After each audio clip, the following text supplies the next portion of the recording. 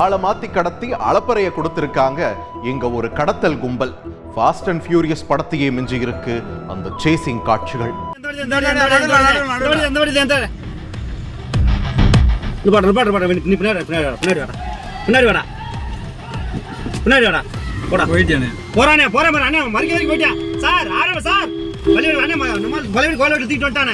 Christmas இரவில் ரோந்து பணியில் ஈடுபட்டிருந்த காவல்துறையினரை இப்படி அறக்க பறக்க அலைக்கழித்திருக்கிறது ஒரு போதை கும்பல்.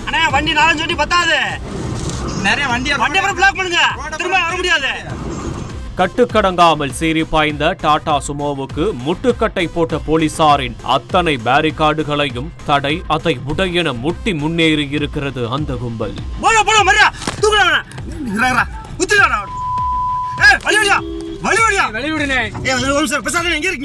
யார் இவர்கள்? எதற்காக இந்த ரேஷ் டிரைவிங்? போலீசாரின் பிடியில் சிக்காமல் சிட்டாய் பறக்க காரணம் என்ன என்ற கேள்விகளோடு குற்றச்சரித்திரத்தின் சேசிங் துவங்கியது.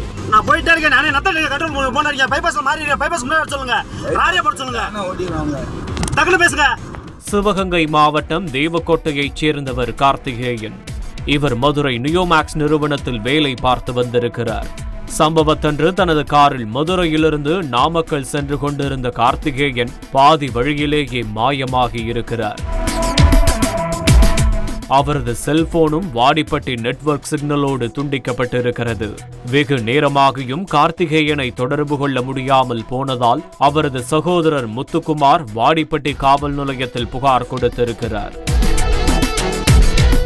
அந்த புகாரின் பேரில் கார்த்திகேயனை தேடி களத்தில் இறங்கிய போலீசார் அவர் ஓட்டி சென்ற காரை மட்டும் திண்டுக்கல் 4 வழி சாலையில் கண்டுபிடித்துள்ளனர்.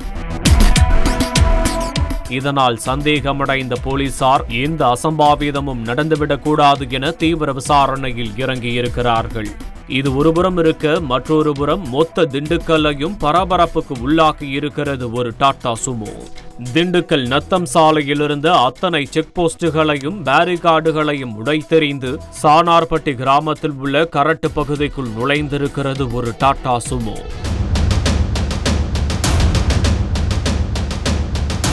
கட்டுக்கடங்காமல் பறந்த அந்த வாகனத்தை சுற்றி வளைத்த பொதுமக்கள் கார் ஓட்டுநரை மட்டும் விரட்டி பிடித்து சானார்பட்டி காவல் நிலையத்தில் ஒப்படைத்திருக்கிறார். அந்த கார் ஓட்டுநரிடம் நடந்த விசாரணையில்தான் கார்த்திகேயன் என்பவர் கடத்தப்பட்ட விஷயம் தெரிய வந்திருக்கிறது. ஏற்கனவே கார்த்திகேயன் காணாமல் போன வழக்கை விசாரிக்கும் வாடிப்பட்டி போலீசாருக்கு அவர் கடத்தப்பட்ட தகவல் தெரியவர அந்த கார் ஓட்டுநரை காவலில் எடுத்திருக்கிறார்கள். இதன் தொடர்ச்சியாக சானார்பட்டி கரட்டுக்குள் தப்பியோடிய 4 பேரை பொதுமக்கள் பிடித்து வாடிப்பட்டி போலீசாரிடம் ஒப்படைத்திருக்கிறார்கள். அவர்களிடம் நடந்த விசாரணையில்தான் பரபர பின்னணி கொண்ட ஒரு கடத்தல் சம்பவம் அம்பலமாகி இருக்கிறது.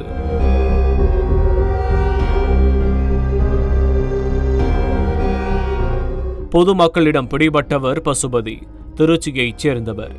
இவர் அதே பகுதியைச் சேர்ந்த நியோமேக்ஸ் நிறுவன மேலாளரான தேவா என்பவரிடம் டிரைவராக வேலை பார்த்து வந்திருக்கிறார். நிதி நிறுவன ஏற்ற இறக்கங்களையும் அதில் கிடைக்கும் லாபத்தையும் கேட்டறிந்த பசுபதி தேவாவின் ஆசை வார்த்தைகளை நம்பி 2020ஆம் ஆண்டு 5 லட்சத்தை நியோமேக்ஸ் நிறுவனத்தில் முதலீடு செய்திருக்கிறார். அதற்கான வட்டியாக அடுத்த 2 ஆண்டுகளுக்கு மாதம் 4500 ரூபாய் வீதம் பசுபதிக்கு கிடைத்திருக்கிறது. உடனே பசுபதி 2022ஆம் ஆண்டு மேலும் 3 லட்சம் ரூபாயை தேவாவிடம் கொடுத்து முதலீடு செய்திருக்கிறார். ஆனால் அடுத்த சில மாதங்களில் நியோமேக்ஸ் நிறுவனம் முடங்கி போக பசுபதி கட்டிய கனவு கோட்டைகள் சுக்குநூறாகி இருக்கிறது.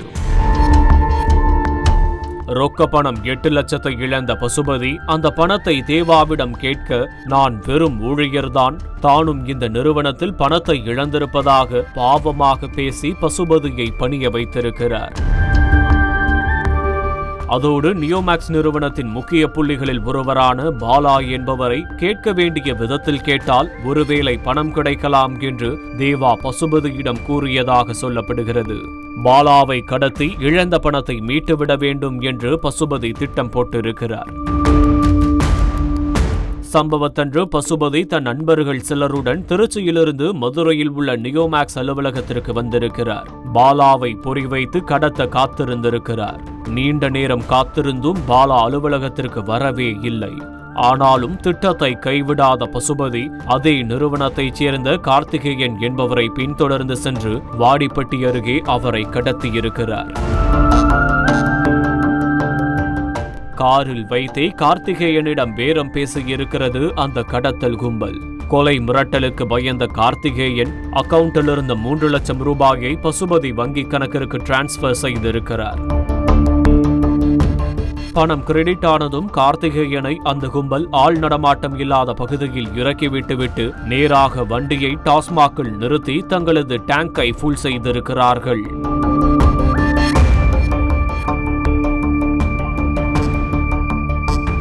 தலைக்கேறிய மதுபோதையில் வாகனத்தை ஓட்டியிருக்கிறார் பசுபதி. அந்த சமயத்தில்தான் ரோந்து பணியில் ஈடுபட்டிருந்த போலீசார் எதர்ச்சியாக பசுபதியின் வாகனத்தை நிறுத்தியிருக்கிறார்கள். ஆனால் ஆள்கடத்தல் வழக்கில் போலீசார் தங்களை கைது செய்ய வந்ததாக நினைத்த பசுபதி அவர்களிடமிருந்து எஸ்கேப்பாக முயன்றதின் விளைவுதான் இவை அனைத்தும்.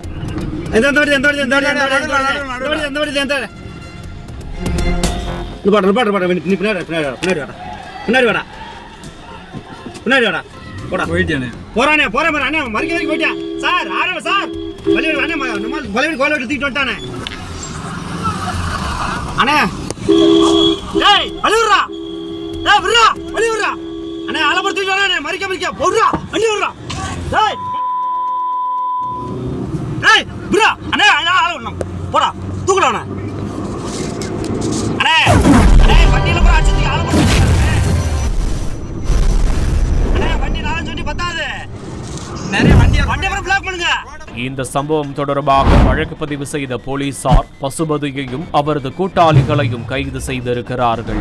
மேலும் இதற்கு உடந்தையாக இருந்த நியோமேக்ஸ் நிறுவன ஊழியர் தேவாவையும் தீவிரமாக தேடி வருகிறார்கள்.